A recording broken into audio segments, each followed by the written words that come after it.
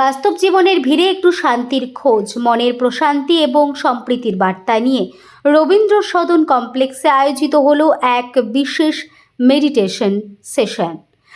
মেডিটেশনে for peace and harmony শীর্ষক এই অনুষ্ঠানের দিক নির্দেশনা দেবেন ডক্টর সুরেশ কুমার আগরওয়াল। 16ই মার্চ সোমবার রবীন্দ্র সদন কমপ্লেক্সের অবনীন্দ্র সভাঘরে এই অনুষ্ঠানটি অনুষ্ঠিত হলো। ধ্যানের মাধ্যমে কিভাবে মানসিক চাপ কমানো যায়, কিভাবে পড়াশুনোর প্রতি মনোযোগ আনা যায়, কিভাবে জীবনে আনা যায় ইতিবাচক পরিবর্তন, তা নিয়েই ছিল এই বিশেষ আয়োজন। এই অনুষ্ঠানে উপস্থিত ছিলেন বিশেষ অতিথি বৃন্দ এবং উপস্থিত ছিলেন প্রজ্ঞান ফাউন্ডেশন এবং মেডিটেশনের কর্ণধার ডক্টর সুরেশ কুমার আগরওয়াল। আমাদের সবচেয়ে যে বড় সম্পদ, আগে বলা হতো স্বাস্থ্যই সম্পদ, এখন বলা হচ্ছে আমাদের সম্পদই কিন্তু স্বাস্থ্য। তার মানে আগে বলা হতো হেলথ ইজ ওয়েলথ, এখন বলছি আমরা our only wealth is our health. Health যদি ঠিক থাকে তাহলেই আমরা সব কিছু অ্যাচিভ করতে পারবো। এই স্বাস্থ্যটাকে কিভাবে সুস্থ রাখা যায়, কিভাবে আমরা মানসিক, শারীরিক এবং আধ্যাত্মিকভাবে সুস্থ থাকতে পারি, সেই বিষয়ে আলোচনা ছিল।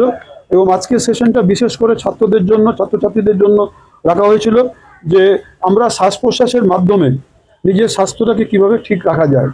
আমরা দেখা গেছে যে একটা রিসার্চে যে 90% লোক সারা পৃথিবীতে রং শ্বাস প্রশ্বাস আমরা নিই, ভুলভাল শ্বাস প্রশ্বাস নিই। এই ভুলভাল শ্বাস প্রশ্বাস যদি আমরা ঠিক করতে পারি তাহলে আমাদের শারীরিক, মানসিক অনেক রোগ থেকে আমরা মুক্তি পেতে পারি। তো সেই বিষয়ে একটা আলোচনা ছিল এবং সেটা প্র্যাকটিস করানো হয়েছিল আজকে।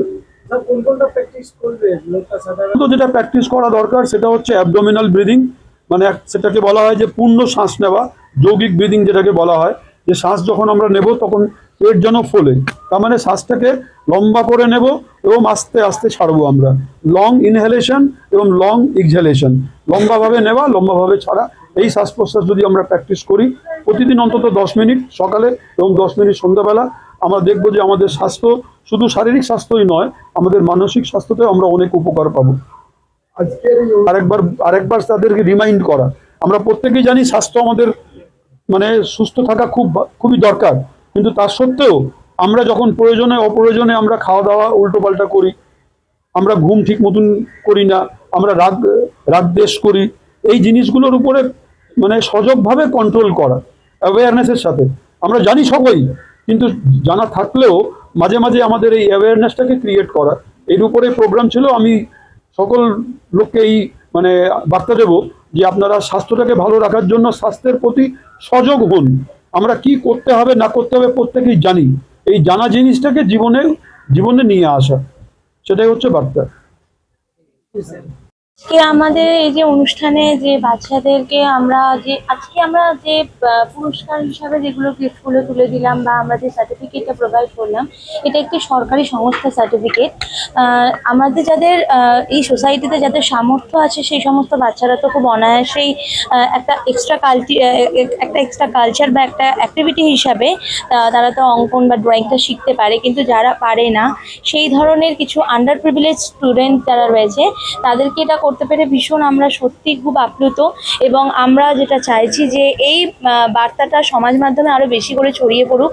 আরও অনেক স্টুডেন্ট রয়েছে, অনেক প্রতিভা রয়েছে যারা এই মাধ্যম অনুযায়ী যদি তাদের কানে খবর পৌঁছায় বা তারা যদি চায়, তারা যেন আরও এগিয়ে আসে এবং তাদেরকেও আমরা এই একইভাবে সহযোগিতাটা করতে চাই। সকল মানুষ যারা ছিলেন আজকে উপস্থিত, সবার সহযোগিতা বিনা এটা সম্ভব ছিল না। সুতরাং সকলের সহযোগিতাটা আমরা আশা করি এভাবে পাবো এবং আমরা আরও এগিয়ে যাব, আরও অনেক শিশুদেরকে আমরা পাবো তাদেরকে এই ধরনের কালচারাল বিষয়গুলো তাদের মধ্যে ছড়িয়ে দেওয়ার জন্য। কিভাবে আপনাদের সাথে শিশুরা বা গার্জিয়ানরা যোগাযোগ করবে? সেক্ষেত্রে আমাদের যে আজকে অনুষ্ঠানের যিনি কর্তৃ ছিলেন অসীমা দে, তো ওনার সঙ্গে যোগাযোগ করতে পারেন, বা আমাদের যে আশিসবাবু যিনি ছিলেন ওনার কাছেও আপনারা ফোন নাম্বার, বা সবথেকে বড় কথা আমাদের যে ইকুয়ালিটি চ্যারিটেবল ট্রাস্ট রয়েছে, সেই যে আমাদের সংস্থা, সেই সংস্থার সঙ্গে সরাসরি আপনারা যোগাযোগ করতে পারবেন এবং সেখান থেকে আপনারা এই বিষয়গুলোর সঙ্গে আরও বেশি এই বিষয়গুলোর আওতায় আসতে পারবেন। আমাদের আপাতত ট্রাস্টের পক্ষ থেকে যে সেই এটা রয়েছে, সংস্থাটা রয়েছে, সেটা আমাদের রয়েছে জয়নগর এরিয়াতে। এটা আমরা চাইছি যে আরও একটু প্রত্যন্ত এরিয়া হলেও আমাদের কোনো অসুবিধা নেই। ইভেন আমরা লক্ষ্মীকান্তপুর, বারুইপুর বা ক্যানিং সাইটের দিকেও আমরা এই ধরনের মানে এই ধরনের সংস্থাগুলোকে আরও একটু ছড়িয়ে নেওয়ার জন্যই চেষ্টা করছি। সুতরাং এক্ষেত্রে এখন সমস্ত এলাকার মানুষরা যদি সচেতন হয়ে যায় তাহলে আমরা হয়তো। আমার নাম সুবর্ণা মণ্ডল লস্কর। বাচ্চাদেরকে ওরা যে নিখিল বঙ্গীয় সঙ্গীত ভারতের সাথে যে পরীক্ষা দিয়েছিল, আঁকার পরীক্ষাটা দিয়েছিল, সেই PP1, PP2, PP3-র বাচ্চাদেরকে ফার্স্ট সেকেন্ড থার্ড যারা হয়েছে তাদেরকে এখানে পুরস্কার দেওয়া হলো ছিল। কিন্তু গত বছর থেকে যেহেতু স্কুলটা প্রথম শুরু হয়েছে, গত বছর আমরা এইভাবে করে উঠতে পারিনি, তো এবছর ওদেরকে এনে এখানে দেওয়া হলো। এখন আমাদের স্কুলে 48 জন স্টুডেন্ট আছে। আর এই আমাদের গ্রুপটা রেজিস্ট্রেশন করা হয়েছে। না, স্কুল রেজিস্ট্রেশন হয়। আমাদের এই যে বন্ধুরা, আমরা বন্ধুরা মিলেই কিছু কিছু করে আমাদের চালানোর চেষ্টা করি। সরকারি কাজে কোনো আবেদন করেছেন? না, এখন পর্যন্ত আমরা আবেদন করিনি। আমাদের আরো কিছু কাগজপত্র মানে করতে হবে, তারপরে আমরা আবেদন করব। আপনার নাম? অসীমা দে।